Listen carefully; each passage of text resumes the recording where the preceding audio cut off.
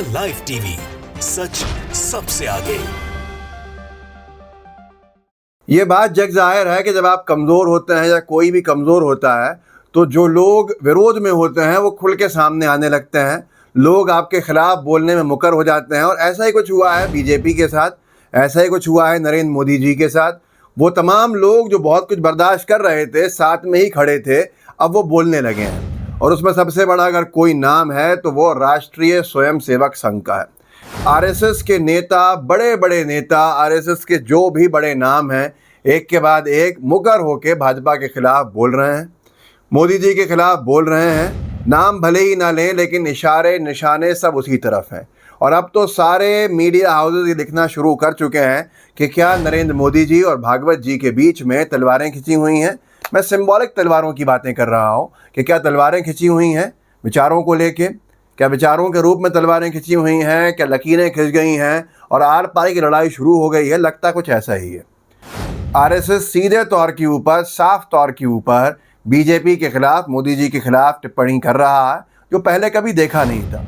कई बार बीजेपी और आरएसएस के बीच मतभेद हुए होंगे पर मनभेद उन्होंने सामने ला के रखे नहीं। इस बार साफ तौर पर लग रहा है कि मतभेद के साथ मनभेद भी शुरू हो गए। ये जनसत्ता ने लिखा, जनसत्ता बड़ा क्रेडिबल अखबार है, उसने लिखा है कि भागवत के हिंदुत्व को चुनौती दे रहे मोदी, आरएसएस बीजेपी के रिश्ते में क्यों दिख रही दरार। सबसे बड़ा सवाल क्या है कि आरएसएस को एकदम ख़त्म करके रख दिया है पिछले 10 सालों में मोदी सरकार के आने के बाद बीजेपी ने, नरेंद्र मोदी जी ने, या उनके लिए जो लोग काम करते हैं उन्होंने। चाहे वो हिंदुत्व के मुद्दे हों बीजेपी के लिए जो राम बाण की तरह काम आए पिछले 10 सालों में, चुनाव सिर्फ और सिर्फ इसी मुद्दे को लेकर लड़ा बीजेपी ने और कोई बीजेपी ने अपनी उपलब्धियां नहीं गिनाई, लेकिन आरएसएस को एक तरह से किनारे पे रखा। और अब आरएसएस के नेता जो टिप्पणी कर रहे हैं वो बहुत गंभीर है। गंभीर इसलिए है कि संघ प्रमुख मोहन भागवत जी ने जो कहा है कि अहंकार नहीं करना चाहिए कि सब कुछ मैंने किया। ये एक ऐसा बयान है जिसके मायने कई निकाले जा रहे हैं। कहने को उनकी तरफ से किसी का नाम नहीं लिया गया, लेकिन ऐसा माना जा सकता है कि उन्होंने प्रधानमंत्री नरेंद्र मोदी पर तंज कसा। इस बात की पुष्टि क्यों हुई है कि आरएसएस के टॉप 5 लोगों में से एक इंद्रेश कुमार जी हैं।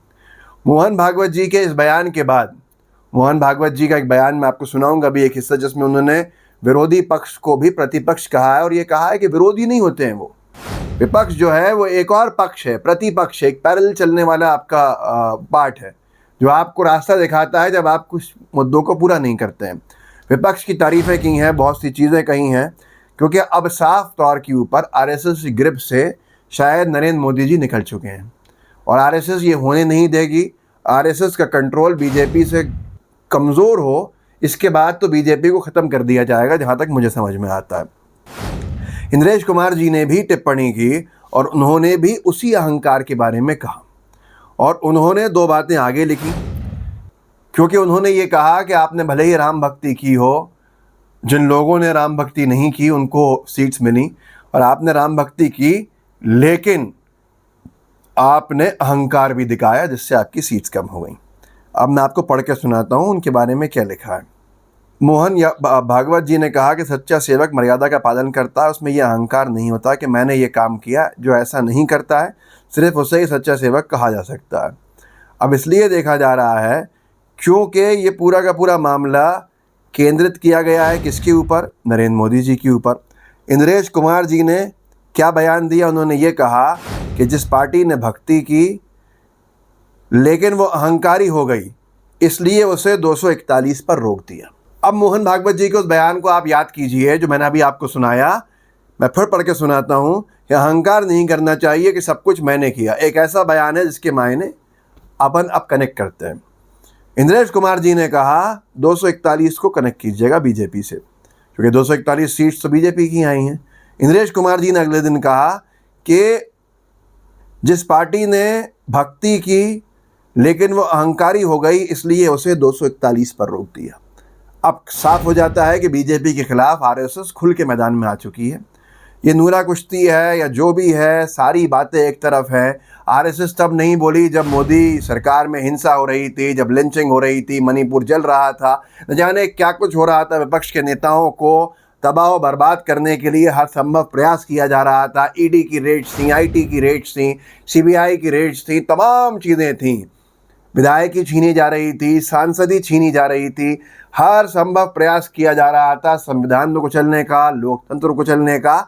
लेकिन अब जब खुद को किनारा करते हुए देखा है आरएसएस ने, तो यही उनके मन में सवाल आता होगा कि ऐसा कोई सगा नहीं जिसको हमने ठगा नहीं। अब ये पूरा का पूरा हिंदुत्व का जो मुद्दा आरएसएस का था, उसको भी मोदी सरकार में रहते हुए नरेंद्र मोदी जी के आसपास थाम दिया गया। मैं इसलिए कह रहा हूँ कि धारा 370 हटाने का लक्ष्य जो आरएसएस लेके चला था, उसकी विचारधारा इतनी कमज़ोर थी कि उसे इन तमाम मुद्दों के ऊपर राजनीति करनी पड़ी। लेकिन जब हटाई 370, तो बीजेपी ने नरेंद्र मोदी जी के अलावा किसी को क्रेडिट नहीं दिया, ना कि आरएसएस को भी नहीं दिया। राम मंदिर का प्राण प्रतिष्ठा का कार्यक्रम हुआ, मुख्य पुजारी के तौर पर नरेंद्र मोदी जी बैठे हुए थे। आरएसएस का वहाँ भी कोई जिक्र ऐसा नहीं हुआ। और अब आरएसएस ने जब कमर कसी है, तो आप खुद सोचिए कि जो नरेंद्र मोदी जी संघ के अपने आप को करीब समझते थे, आज वही संघ विरोधी पक्ष बन के सामने खड़ा हुआ। तो ये सारी चीज़ें हैं जिसके बाद इसे हालत जो है बड़ी ख़राब है।